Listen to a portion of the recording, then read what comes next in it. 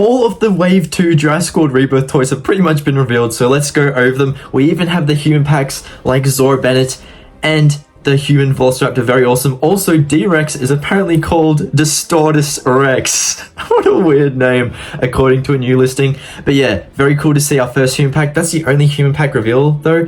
But we do have more images of Titanosaurus. We also see in box. They are using that render on the box of, you know, the images we've been seeing and whatnot. So interesting, they didn't just put the toy on the box. They clearly have a ton of images, as I'm showing right here. But yeah, very cool. All of this has been revealed on Smith's Toys, but Brennan the Paleo Dude has gotten a hold of the lab lockdown T-Rex. They've shown it off.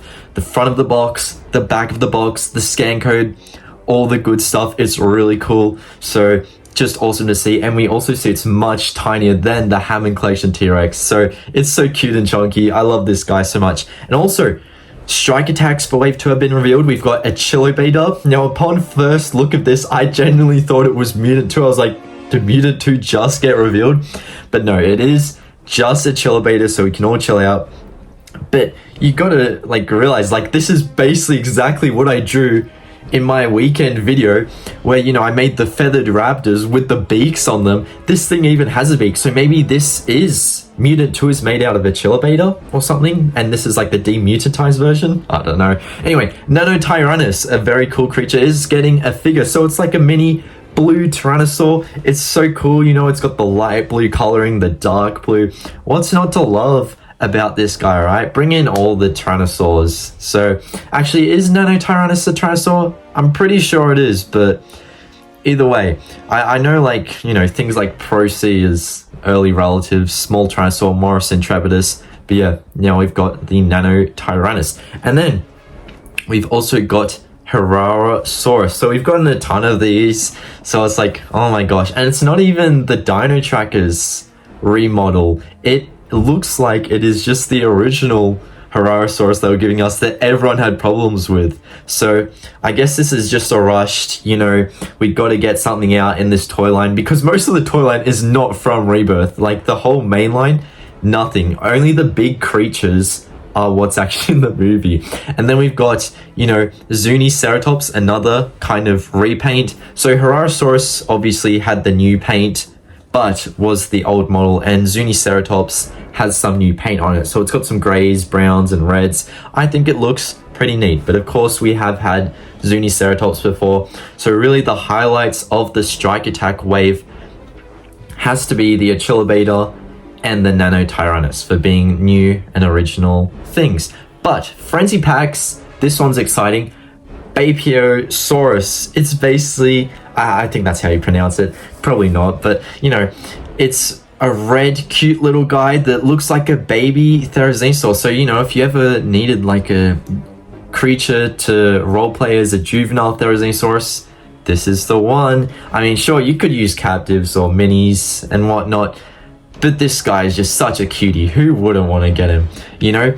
And then next up we have a new one, new Frenzy Pack, Ceoptera. So this is very cool. Another pterosaur, you know, they keep adding on. I believe the Fax app is meant to be updated to like a land, air, sea game. So apparently one section is split off to land, one to air, one to sea. So it makes sense we're getting quite a few more air and sea creatures, but I feel like there's still not enough to, like, you know, separate them entirely. There's going to be still a chunk of land creatures. There's going to be so many of them. But anyway, Archaeornithomimus, you know, try to have the kids pronounce that one. Did you get my reference from Jurassic World? Hopefully you did. Anyway, Archaeornithomimus getting a Frenzy Pack. It's very interesting. Looks much more carnivorous than I was thinking it would, but, you know, I mean, they are omnivores, so... And it's got the feathering, very cool. But yeah, this is our creature to go alongside Gallimimus, another ornithomimid, I guess. Very cool. Been waiting a while for another one. I only had Gallimimus for ages. But then Minqaria, a very tiny little hadrosaur. Have we ever had like tiny hadrosaurs before in the Frenzy Pack lineup, the Danger Pack sort of lineup? I'm not too sure. I don't think we have. There's definitely small hadrosaurs I know of, like Corianosaurus, and I don't think it counts, but Iani Smithy obviously just got a figure. It's not really hadrosaur, but, you know, is pretty close in the line to them.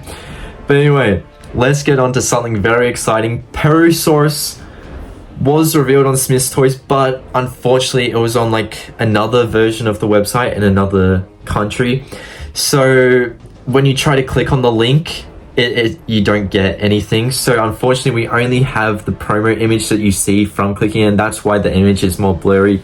I do apologize for that. I would love to see more and better shots of Purrusaurus, but I am really loving this guy. I was hoping it would be like a bit chunkier, a bit chubbier, but it's still really cool nonetheless. And of course, if we have Purrusaurus, we have Chilantaisaurus for the gigantic trackers as well. We've got them all. This guy's very interesting, like grays, whites, a bit of red.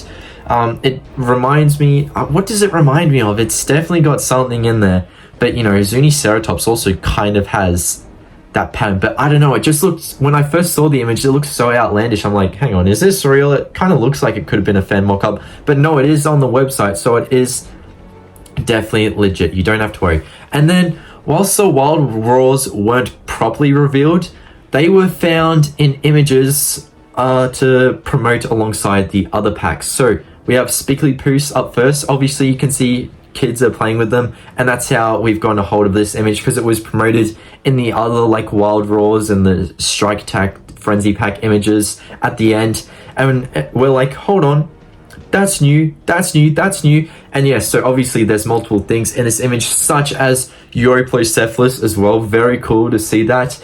It is much more vibrant than I was expecting. So yeah, Spiclypeus is like green with a bit of beige coloring. I think it's pretty neat. And then Euryplocephalus has those kind of reds, brown sort of colors, a bit of like darkish bluish or purplish, whatever it is. Yeah, I wasn't expecting it to be like that. I was kind of hoping for more brown, but I guess we get too many brown things, and we should be hoping for that. Anyway, Abelisaurus is also there. Very cool to see. This is an important one. We know that, what was it? Rugops is important. Picnemosaurus, because they're all part of the Indominus Rex's genome. And Abelisaurus is part of the Indoraptor genome. So, you know, if you're collecting creatures from that lineup, Abelisaurus is one to get. And it looks like it has some sort of spike under its neck, some sort of neck flap. I'm not too sure, but it's going to be interesting to see it in person. And then Aucasaurus up the back, a red Abelisaur. And yeah, it's really trying to hide up there, but it's got, you know, the horns and stuff. Abelisaurus doesn't really have the horns, but, you know, they're all still Abelisaurs at the end of the day. And yeah, Aucasaurus does look cool, and just seeing all these toys together looks really awesome. I'm so excited for Rebirth. These Wave 2 toys have hyped me up even more. What do you guys think? Make sure to watch up here for more Rebirth videos and whatnot, and I'll see you all later. Bye everyone!